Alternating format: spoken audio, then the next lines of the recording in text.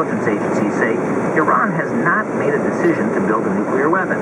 But New York Times national security correspondent Mark Mazzetti says the UN's nuclear watchdog agency believes something quite different. Their body language and some of the public statements seem to lean in the direction that they think Iran is certainly proceeding in the direction of building a bomb.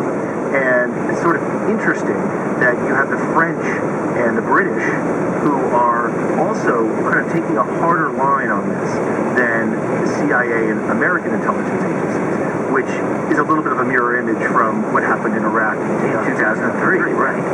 So here's the question. I mean, is the UN and the U.S. intelligence agencies and the British and the French, are they all working from the same set of facts and just coming to different conclusions?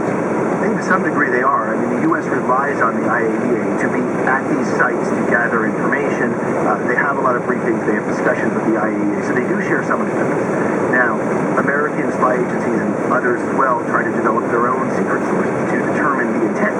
Now, if you were to look at the public statements of James Clapper, the director of National Intelligence, David Petraeus, the CIA director, saying that they believe Iran has not yet made the decision to build a bomb, it seems like they are speaking from what they believe is some kind of inside knowledge.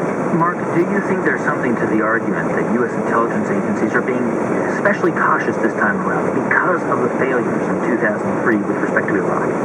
They're certainly being criticized for that by the Israelis, by the Europeans. They say, okay, you guys blew it on Iraq, and in order to make up for that, you guys are going too far in the other direction by being too cautious about what Iran might be doing. What is not in dispute is that the intelligence community has re-engineered their analysis because Iraq was such a debacle. Things that used to be buried in footnotes, dissents from certain intelligence agencies that turned out to be right about Iraq but were buried, now get more prominent display inside their intelligence documents. The critics say, well, that just turns everything into a mush. You have on one hand, on the other. But the CIA and others say, well, we're dealing with this weapons issue in a much more thorough way. That's New York Times national security correspondent Mark Mazzetti joining me here in the studio. Mark, thanks so much for coming in. Thank you.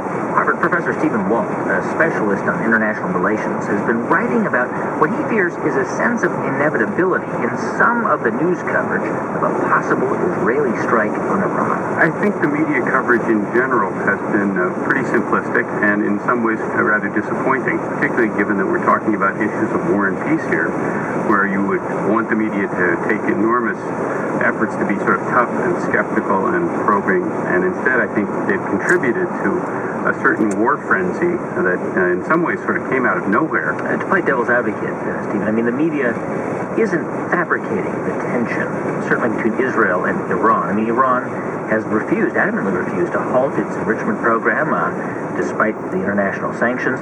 Is it inaccurate to say that a conflict is a realistic probability? It's not certainly wrong for the media to report the fact that there's lots of talk about this now, and there are people in the United States and Prime Minister Netanyahu who have been harping on the danger, and obviously reporting on that is important. But I do think media has a responsibility to probe very hard as to the different motives that might be driving those discussions, and